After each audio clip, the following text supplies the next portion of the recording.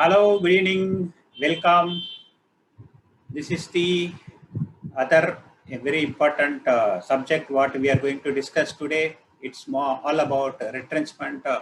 This was the basic subject. People were talking some 6 months back.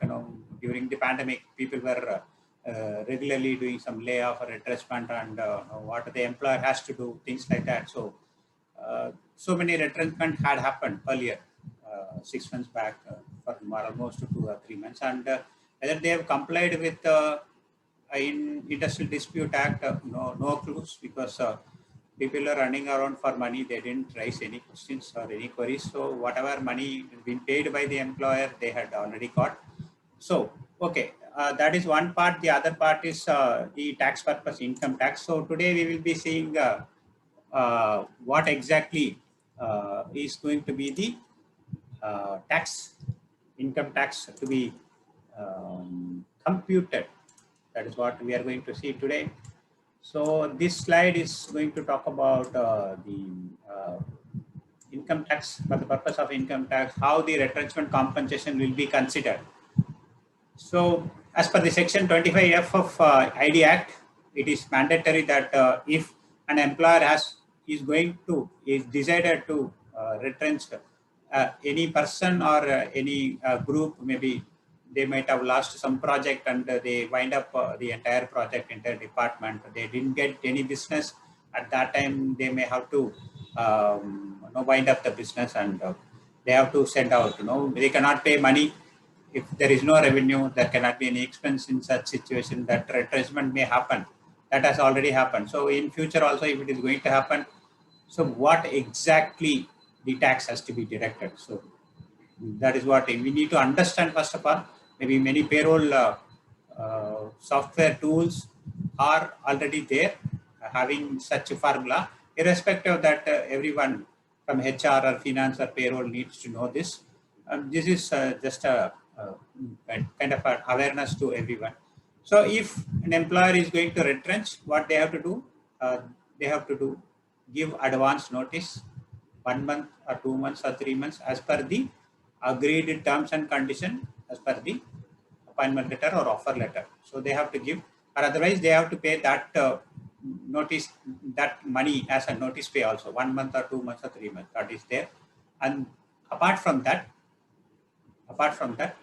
they have to pay a compensation, which is called a retrenchment compensation as per the section 25F of ID Act. It is equivalent to 15 days of average pay. So it is not basic and DA, it is average pay. Here also many employers are paying only basic and DA.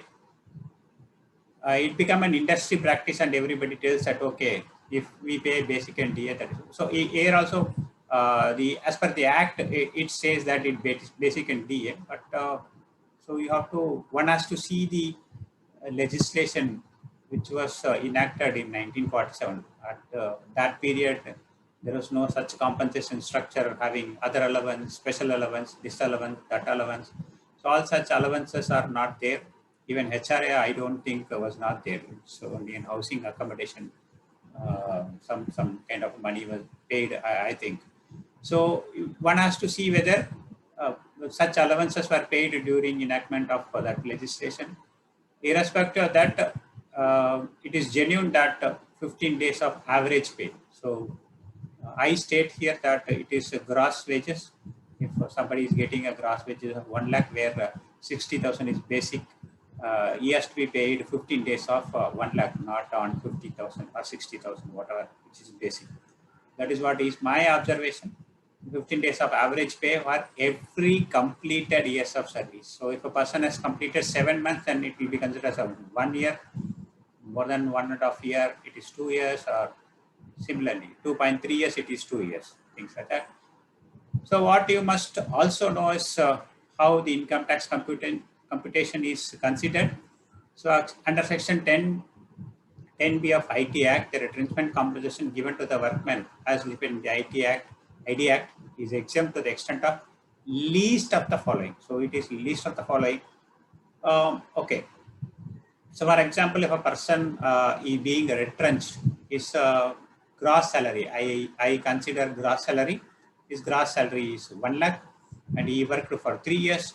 So it is 50,000 into 3, it is 50 into 3, it is 1,50,000.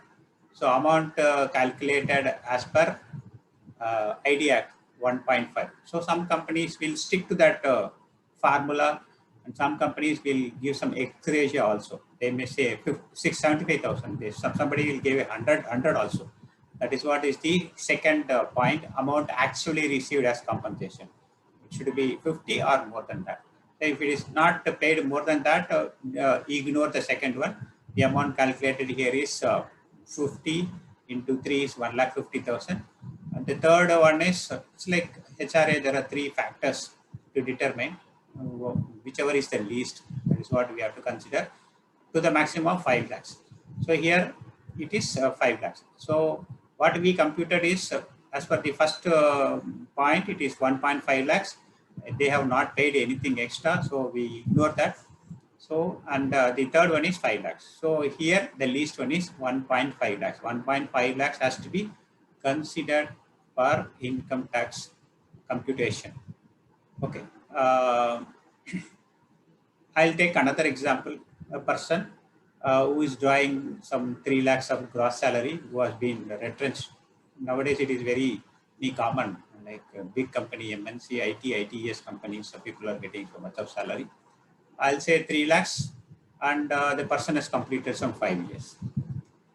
Okay, now the calculation is 3 years, 50% is 1.5, 1.5 into 5 years. So 7.5 lakhs. Okay.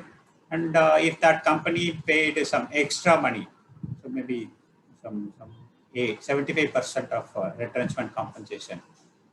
Nowadays, now people who are giving VRS, they are declaring VRS also. Many companies, many industries, even last month also somebody were paying that.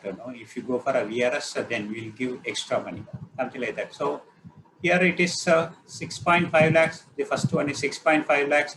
If the company is paying more than 50% of the gross, then it may be more than 6.5. Second is more than 6.5 lakhs. Third one is restricted to 5 lakhs. So here the TDS to be considered, the retrenchment compensation is to be paid for the purpose of income tax is only 5 lakhs. Okay, so more than that is taxable. So, so this formula will be helpful when you are retrenching an employee. So keep in mind, even before you are going for a computation of retrenchment compensation, keep this in mind. If you have not added, if you are regularly doing some kind of a retrenchment regularly, if you are having some many projects which will be running only fixed period of 2 years or 3 years, after that you are winding up the project, and you may not engage the same type of people for a long time, then you will be giving preference for them to the next project to recruitment. But when we are doing that, you have to give the retrenchment compensation. So bear this computation formula in your mind. Thank you very much. We will see you in the next subject. Thank you.